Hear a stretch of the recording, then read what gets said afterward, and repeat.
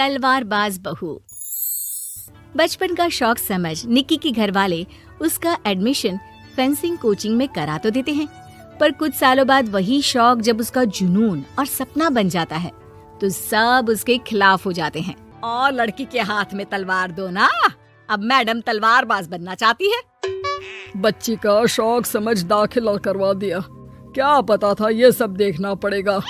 अरे बहुत हो गई तलवारबाजी, आज से तू सिर्फ रसोई और बेलन देखेगी। पर मम्मी पापा, फेंसिंग भी फुटबॉल और क्रिकेट की तरह एक स्पोर्ट है। थोड़ी और प्रैक्टिस के बाद मुझे स्टेट, फिर नेशनल और फिर इंटरनेशनल खेलने का मौका भी मिल सकता है। निक्की की बात से भड़के हुए घर वाले आगे कुछ सुने या समझे बिना उसके घर में रहने का ऐलान कर देते हैं, जिसके कुछ हफ्तों बाद निक्की की आयुष के साथ शादी हो जाती है। ससुराल पहुंचने के कुछ दिनों बाद बहुत हिम्मत के साथ निक्की फिर वही फरियाद लिए इस बार अपनी सास के पास जाती है।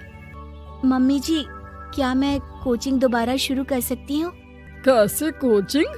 तेरे मम्मी पापा ने तो हमें किसी कोचिंग या पढ़ाई के बारे में नहीं बताया। वो पढ़ाई नहीं, फेंसिंग की कोचिंग है। और देख, अपने अंग्रेजी के बड़े बड़े शब्द ना मुझसे ना बोला कर, सीधे सीधे बता कि ये फेंसिंग है क्या। मम्मी पापा के साथ अपने एक्सपीरियंस के बाद निक्की कोई रिस्क ना लेते हुए सास से झूठ बोल मंजूरी ले लेती है और इसी के साथ निक्की के सपनों की दुनिया शुरू हो जाती है, जिसमें अब वो सुबह उठ जल्दी जल्दी घर का सारा काम खत्म करके ज्यादा से ज्यादा समय अपनी फेंसिंग प्रैक्टिस में बिताने लगती है। इसी तरह महीने बीत जाते हैं। वाओ, आई कांट बिलीव, जो सपना एक बार नामुमकिन लग रहा था, आज मैं उससे सिर्फ 2 हफ्ते दूर हूँ। निक्की, तुम बहुत अच्छा कर रही हो, बस अपने फॉर्म को खराब मत होने देना और नेशनल्स का मेडल तुम्हारे गले में आना पक्का है। इस बात को सुनकर निक्की नेशनल गेम की खुशी में झूमती हुई जैसे ही उस शाम घर पहुंचती है तो आयुष को पैर में प्लास्टर के साथ सोफे पर बैठा देख परेशान हो जाती है। ये क्या, कैसे हुआ? किसी ने मुझे फोन क्यों नहीं किया? ऑफिस से आते हुए रास्ते में किसी ने टक्कर मार दी, इसलिए बहू कल से इसके ठीक होने तक तो कोचिंग से छुट्टी ले ले, डॉक्टर ने पूरा बेड रेस्ट बोला है। पति की हालत और सास की बात से हैरान परेशान निक्की आगे कुछ बोले बिना अपने कमरे में चली जाती है। अब मैं क्या करूंगी? दोनों तरफ मेरी जिम्मेदारी है, अगर एक भी पूरी नहीं की तो लाइफ में दोबारा सुकून की सांस नहीं ले पाऊंगी। सच बता दूं क्या? नहीं, अगर इन्होंने भी घर में कैद कर लिया तो बचा कुचा मौका भी खो दूंगी। भगवान, आपने मुझे कहाँ फंसा दिया। मन ही मन ये सब सोचते हुए निक्की घर के काम और पति की सेवा में लग जाती है। इसी तरह 1 हफ्ता बीत जाता है। बहुत सोचने के बाद भी जब कोई दूसरा रास्ता नहीं दिखता तो निक्की सबको फेंसिंग की सच्चाई बताने का फैसला करती है और सास और पति के पास आती है। मम्मी, आयुष, मुझे आप दोनों से एक बात करनी है। तुम्हें भी मम्मी की तरह गैस हो गई है क्या? तू भी बूढ़ी औरत की मजाक उड़ा ले। एक दिन जब तेरे बच्चे तेरा मजाक उड़ाएंगे ना तो मैं भी उनके साथ बैठकर हंसूंगी। घर का ये हंसता खेलता माहौल देखकर निक्की आगे कुछ बोल ही नहीं पाती। तभी गोलियां चलने की आवाज सुनकर सब डर जाते हैं और कुछ आतंकवादी घर में घुसकर सबको बाहर निकाल देते हैं, जहां उनके एरिया के बाकी सब लोग भी इकट्ठा होते हैं। कोई किसी भी तरह के होशियारी नहीं करेगा, हमें बस कुछ समय के लिए चुप रहने की जगह चाहिए, इसलिए अगर तमीज में रहोगे तो जिंदा बच जाओगे, और अगर मरने का ज्यादा मन हो तो अपना सीआईडी वाला दिमाग चला सकते हो। डर की वजह से कोई इसके आगे कुछ नहीं बोलता। कुछ घंटे इसी तरह आतंकवादियों की कैद में बैठे रहने के बाद निक्की की सास गुस्से में चिल्लाने लगती है। अरे तुम कल मुँहों को आम लोगों को परेशान करने के अलावा और कुछ नहीं आता क्या?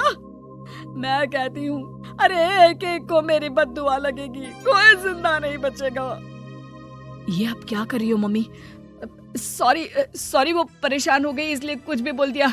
प्लीज इन्हें छोड़ दीजिए, आप कुछ नहीं बोलेंगी। अरे तू डरपोक की तरह इनसे माफी मांग रहा है, कुछ तो अपने पापा के गुण ले लेता। अगर आज वो यहाँ होते तो इतनी देर में सबका गला काट चुके होते। क्या मतलब? नहीं मम्मी, प्लीज दोबारा वही सब शुरू मत करना। आखिर कोई मुझे भी बताएगा कि बात क्या है। तेरे ससुर जी अपने समय के सबसे बेहतरीन और उम्दा तलवारबाज थे। कोई कितनी भी बड़ी बंदूक या कितने भी ज्यादा हथियारों के साथ उनके सामने क्यों ना आ जाए, सबको एक एक करके चित कर देते थे। वाह, ससुर जी और क्या क्या करते थे?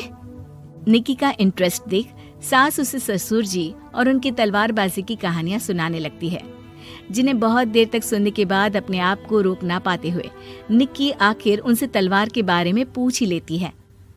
मम्मी जी, क्या पापा जी की वो तलवार आज भी आपके पास है? अरे इन्होंने अपने बेटे से ज्यादा उस तलवार से प्यार किया है तो फेंक कैसे देती, संदूक में संभाल कर रखी है। आयुष की बात सुन निक्की की आंखें चमक उठती हैं और वो सब कुछ भूल तलवार निकालने की बात कर बैठती है, जिसे सुन बाकी दोनों की आंखें फट जाती हैं। क्या बोला, जरा फिर से बोल। क्या कहानियां सुनकर तुम भी अपने आप को झांसी की रानी समझने लगी? यही समझ लो कि तुमने झांसी की रानी के साथ ही शादी की है। ओ मोहतरमा, जरा सपनों की दुनिया से बाहर निकल आओ और शांति से बैठ जाओ, आई बड़ी झांसी की रानी बनेगी।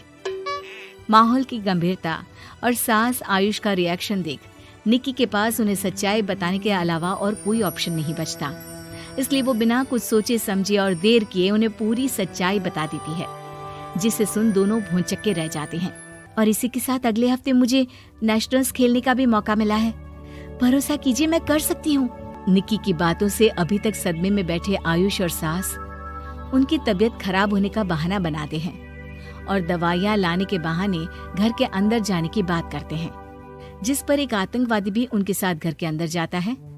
निक्की दवाइयाँ लेने के बाद बाथरूम का बहाना बनाकर सास के कमरे में पहुंच जाती है। अब क्या बाथरूम भी साथ चलोगे?